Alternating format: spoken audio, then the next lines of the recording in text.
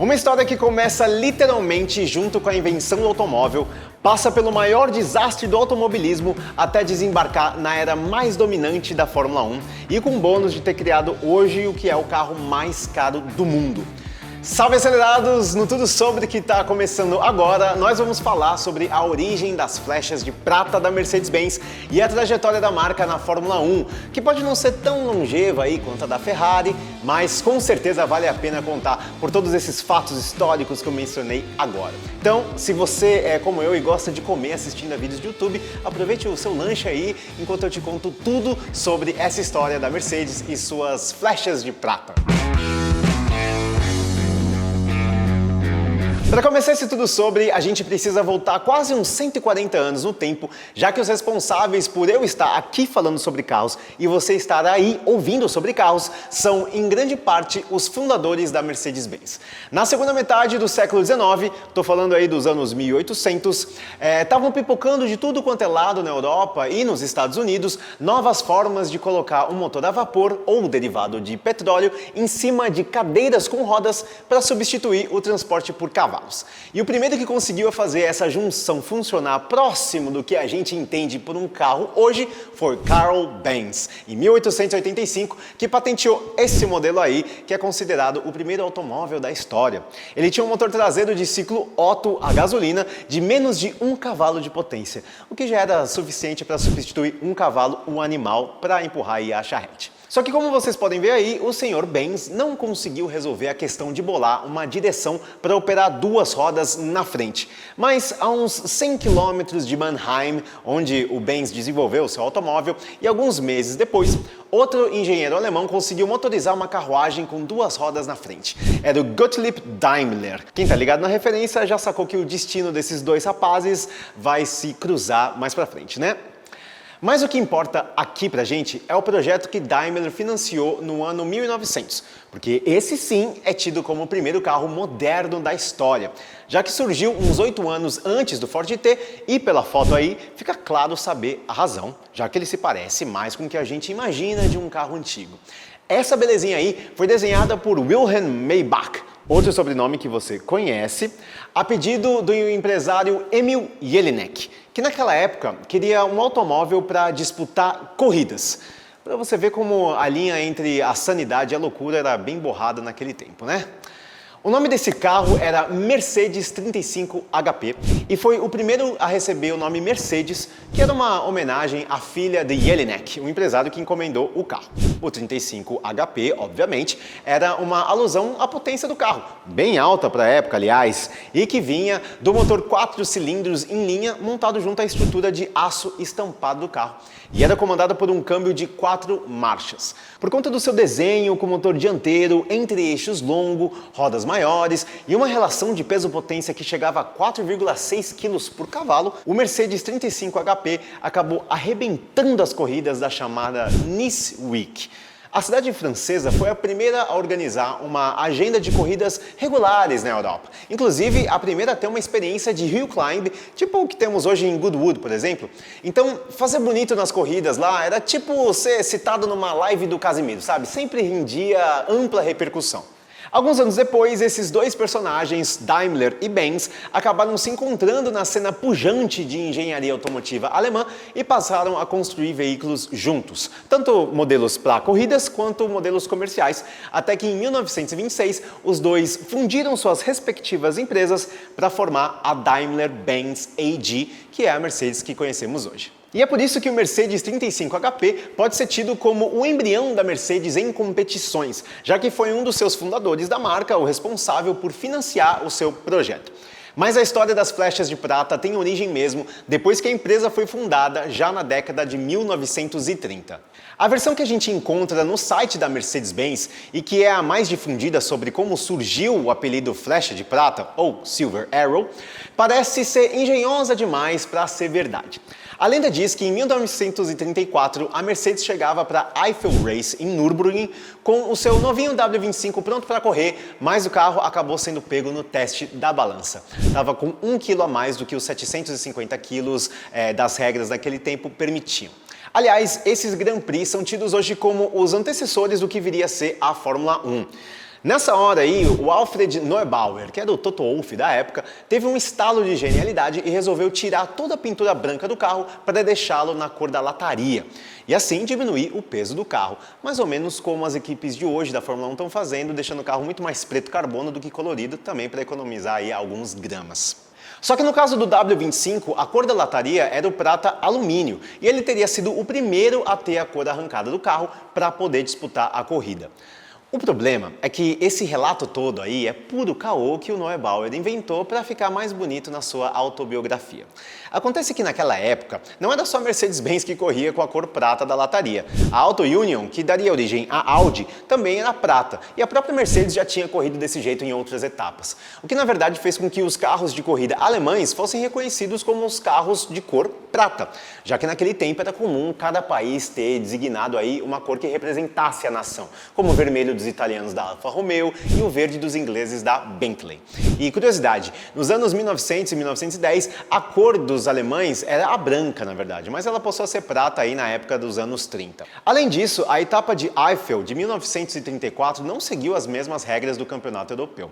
Então, não tinha esse rigor todo com a questão do peso do carro, que teria obrigado o time da Mercedes a tirar a pintura branca do W25.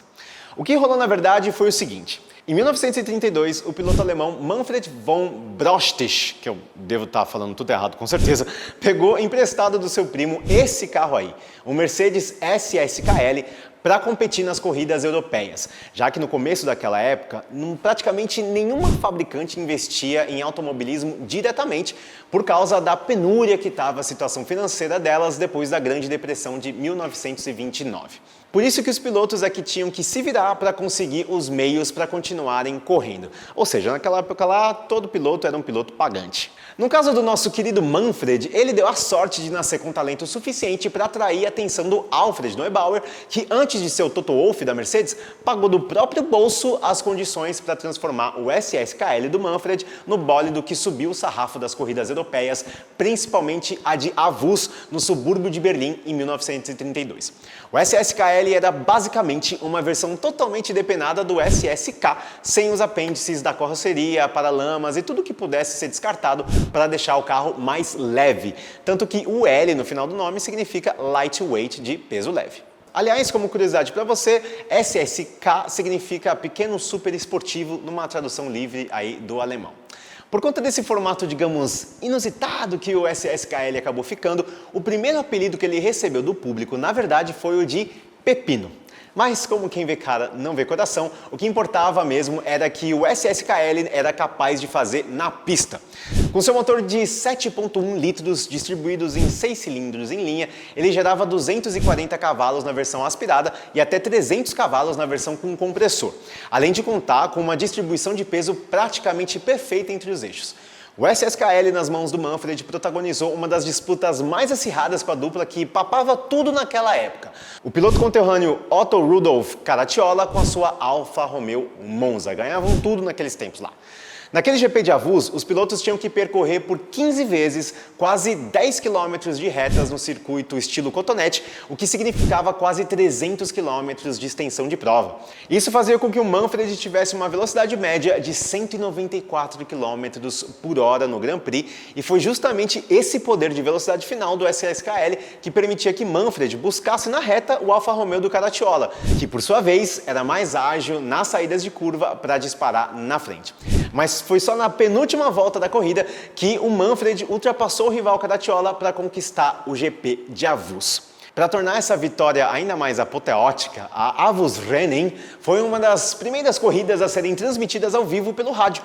E foi pela voz do radialista Paul Levin que os ouvintes tomaram conta do feito de Manfred com seu SSKL e pela primeira vez ouviram o termo flecha de prata, que foi a maneira que o Levin descreveu o bólido que acabara de desbancar o Alfa Romeo de Caracciola em Berlim. Ou seja, foi um repórter de rádio o responsável pelo apelido que a Mercedes leva consigo até hoje para falar dos seus carros de corrida, principalmente os da Fórmula 1. Depois desse cartão de visitas aí, a Mercedes-Benz decidiu ser uma das primeiras fabricantes da época a retornar com uma equipe nativa para o automobilismo europeu e, obviamente, acabou contratando os dois responsáveis pelo feito em avós, o Manfred von Broschitz como piloto e o Alfred Neubauer como chefe de equipe. Além deles, quem acabou trocando a Alfa Romeo para guiar uma flecha de prata foi o próprio Rudolf Caracciola. Com esse time aí, a Mercedes continuou fazendo bonito nos Grand Prix europeus até que a eclosão da Segunda Guerra Mundial interrompeu a trajetória da marca nas pistas a partir de 1939. Ela só voltaria a competir em 1954, agora já na Fórmula 1, que teve o seu primeiro grande prêmio realizado em Silverstone, na Inglaterra, em 1950. Já no ano de estreia, a equipe da Mercedes-Benz, que continuava sendo gerida por Neubauer, conseguiu conquistar o título de pilotos com o lendário argentino Juan Manuel Fangio. Foi o segundo título dele na carreira que viria a se tornar pentacampeão da categoria. No ano seguinte, além de Fangio, a Mercedes ainda contou com o inglês Stirling Moss no seu line-up da Fórmula 1, que é considerado por muitos o melhor piloto sem títulos da categoria. Não à toa, em 1955, Fangio garantiu seu terceiro título da Fórmula 1, depois que os carros da Mercedes tiveram 9 vitórias dos 12 GPs disputados nos 2 anos. Naquelas 2 temporadas, a flecha de prata da Mercedes-Benz era o W196R. O carro foi desenhado por Fritz Nellinger sob a supervisão do chefe de engenharia de automobilismo da fabricante, Rudolf Uhlenroth, outro sobrenome que vai aparecer ainda nesse episódio aqui. 2 versões do W196 tomaram as pistas entre 54 e 55. As 2 contavam com motorzão de 8 cilindros em linha e 2.496 cilindradas, ou centímetros cúbicos, de capacidade volumétrica. Uma das vantagens desse motor em relação aos rivais era o sistema de injeção direta de combustível, mais avançado que os carburadores das outras fabricantes, além do sistema de suspensão duplo A na frente e multibraço atrás, com uma instalação mais próxima do chão para rebaixar o centro de gravidade do carro e evitar que as rodas saíssem do chão nas curvas. Podendo berrar aí a mais de 9.000 rotações por minuto, o motor 2.5 central dianteiro rendia 256 cavalos nas primeiras versões, mas chegou até 290 cavalos como pico de potência. Contudo, se parecia que a Mercedes-Benz viveria anos de dominância na Fórmula 1, uma tragédia fez com que esse futuro ficasse apenas no campo da imaginação. Já que em 1955, a equipe da Mercedes-Benz protagonizou o que muitos consideram o pior acidente da história do automobilismo mundial, o conhecido desastre de Le Mans.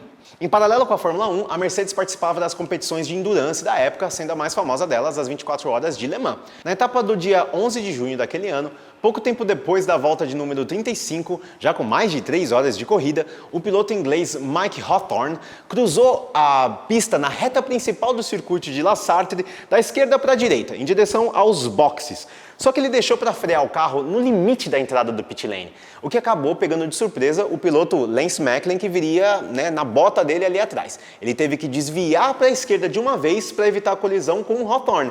Só que logo atrás deles, quem vinha a 200 km por hora era Pierre Levegh, piloto francês da equipe Mercedes-Benz, que acabou não conseguindo desviar de Austin e os dois acabaram se tocando na reta.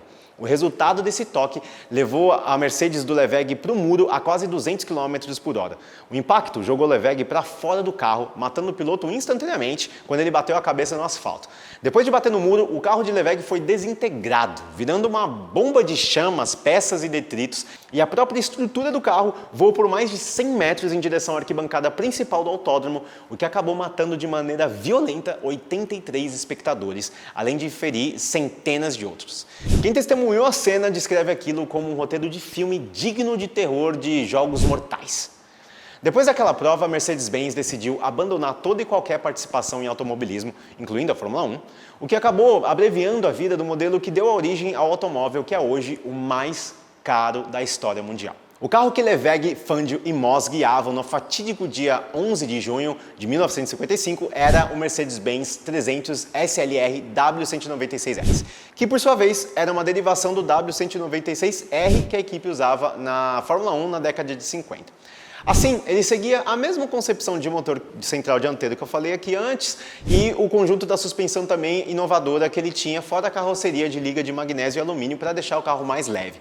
O motor também tinha os mesmos 8 cilindros em linha do Fórmula 1, com 3 litros de capacidade nesse caso e potência que chegava a 302 cavalos. Além das versões de corrida do 300 SLR, a Mercedes-Benz construiu duas unidades do que veio a se chamar Mercedes-Benz 300 SLR Uhlenhaut Coupé para as ruas, homenageando o chefe de engenharia da fabricante que eu citei antes, e é justamente esse carro aí que em maio de 2022 desbancou a Ferrari 250 GTO de 1963 como o carro mais caro do mundo. Ou seja, 67 anos depois do desastre em Le Mans, em um leilão promovido pela marca alemã, um colecionador privado pagou 135 milhões de euros por uma das duas únicas unidades do 300 SLR existentes até hoje. A título de comparação, a 250 GTO foi vendida em 2018 por 70 milhões de dólares. O hiato da Mercedes-Benz no automobilismo durou mais de 30 anos, quando a fabricante decidiu entrar oficialmente como marca no DTM em 1988 com o fantástico 190e. Mas o retorno à Fórmula 1 ainda demoraria mais 6 anos, porque só em 1994 a Mercedes-Benz voltou a fazer parte da maior categoria do automobilismo.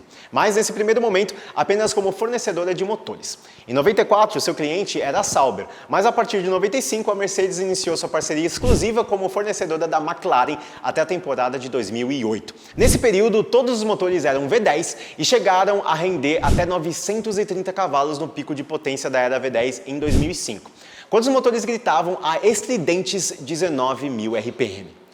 Nesse período, a McLaren com o motor Mercedes conquistou os títulos de 98 e 99 com Mika Hakkinen, e quando os motores passaram a ser V8 a partir de 2006, foi a vez de Lewis Hamilton garantir o seu primeiro título na Fórmula 1.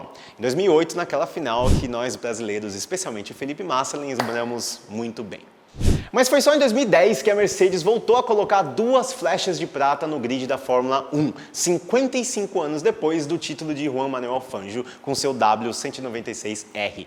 Depois de comprar a Brown GP, que vinha de um improvável e astronômico título de construtores e de pilotos na temporada anterior, a Mercedes GP Petronas Fórmula 1 Team estreou com um line-up bem caseiro. A dupla de alemães Nico Rosberg e o heptacampeão Michael Schumacher, que voltava da sua aposentadoria da Fórmula 1 para ajudar a construir o time da estrela, e ela precisava bastante de ajuda, viu? Porque nos primeiros 3 anos após o seu retorno, apesar de resgatar a pintura prata dos carros, o desempenho da Mercedes no campeonato não era lá muito digno do apelido Silver Arrows, não.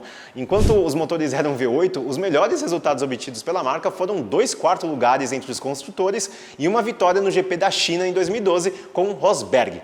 No quarto ano, em 2013, Lewis Hamilton já fazia parte da equipe, substituindo Schumacher como parceiro de Rosberg.